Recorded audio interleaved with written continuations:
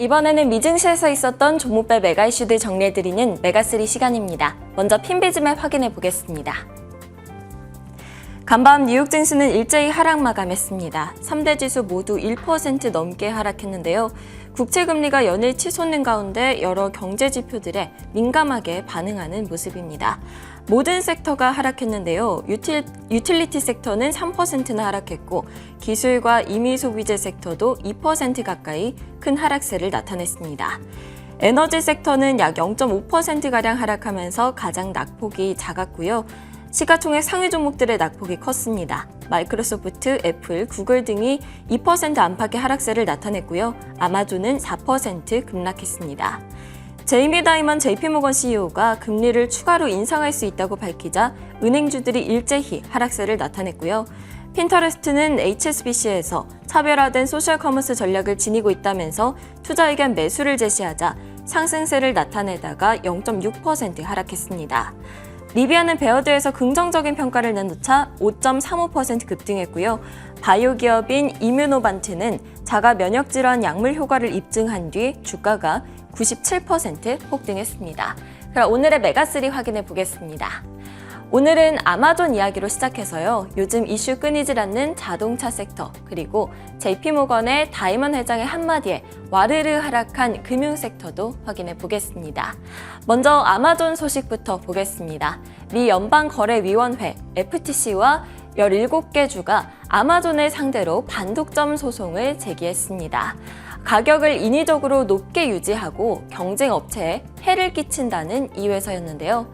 FTC는 아마존이 다른 곳에서 더 낮은 가격을 제시한 상인들을 처벌하는 할인 금지 조치를 시행함으로써 독점 금지법을 위반했다고 주장했습니다. 또 아마존 프라임에서 상품을 판매하기 위해서는 어쩔 수 없이 아마존의 물류 서비스를 이용해야만 한다고 하는데요. FTC는 아마존의 이러한 비즈니스적인 관행에 문제를 제기하고 전방위적인 조사를 몇 년간 벌여왔습니다. 해당 조사가 마무리가 되면서 현재의 반독점 소송은 수개월 전부터 예고된 바가 있다고 합니다. 한편 아마존 회장 제프 베이조스가 세운 민간 우주 기업인 블루 오리진이 연말까지 새 CEO를 영입할 예정이라고 하는데요. 이번 개편이 해당 우주 시장의 주도권을 쥐고 있는 일론 머스크의 스페이스 X를 견제하기 위한 것이라고 합니다. 다음은 자동차주들 소식입니다. 미국의 자동차 파업이 장기화가 되고 있습니다. 파업이 끝날 기미가 보이지 않으면서 이 파업이 정치적으로까지 번질 수 있다는 분석이 나오고 있는데요. 조 바이든 미국 대통령과 도널드 트럼프 전 미국 대통령은 각각 미시간으로 향할 예정이라고 합니다. 조 바이든 미국 대통령이 노조 측 입장을 많이 대변하고 있기는 한데 아직까지 노조는 조 바이든을 지지하고 있지는 않습니다. 앞으로 나오는 소식들도 꾸준히 업데이트 해드리도록 하고요. 각 자동차 기업별 이슈들도 짚어보도록 하겠습니다. 먼저 테슬라 소식 보겠습니다. 테슬라는 1.2%가량 하락했는데요. 유럽연합 규제당국의 중국산 전기차 보조금 조사 대상에 포함됐다는 소식이 들려왔습니다. 다만 이미 예상됐던 이슈였기 때문에 주가에는 큰 충격을 주지는 않았습니다. 더군다나 테슬라의 상하이 공장에서 생산되는 제품들은 독일 공장에서 생산을 늘리면서 유럽으로 수출되는 양이 줄어들고 있다고 합니다. 포드 주가는 미시간주에 세우기로 했던 배터리 공장 건설을 중단하기로 했다는 소식에 1.2% 하락했는데요. 원래는 중국의 배터리 업체인 CATL과 손잡고 공장을 지으려고 했지만 경쟁적으로 공장을 운영할 수 있는 능력이 갖춰진 다음 작업을 진행할 것이라고 합니다.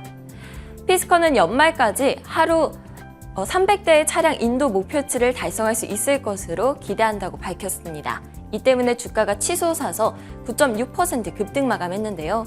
총 5,000대의 전기차 오션 SUV를 생산을 했고요. 지금까지 유럽 및 미국에 900대가 넘는 차량을 인도한 것으로 알려졌습니다.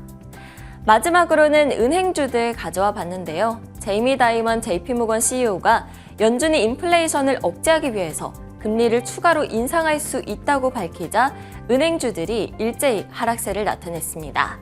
웰스파고는 2.2%, 골드만삭스가 1.5%, 모건스탠리가 1%, JP모건이 1% 하락했는데요. 그동안 다이먼은 인플레이션에 맞서기 위해서 금리를 추가로 인상해야 한다고 말해왔습니다.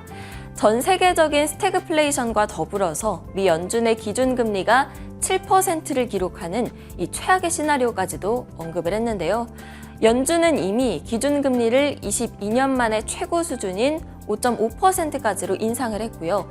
통화 긴축 사이클이 막바지에 이르렀다는 의견이 많은 가운데 이 시장에 심각한 영향을 미칠 것으로 예상되는 금리 7% 이야기가 나오자 금융시장이 충격을 받는 모습이었습니다. 지금까지 메가스였고요. 좀 더 자세한 시장 이야기 김태수 위원님과 함께 이야기해 보겠습니다. 위원님 안녕하세요.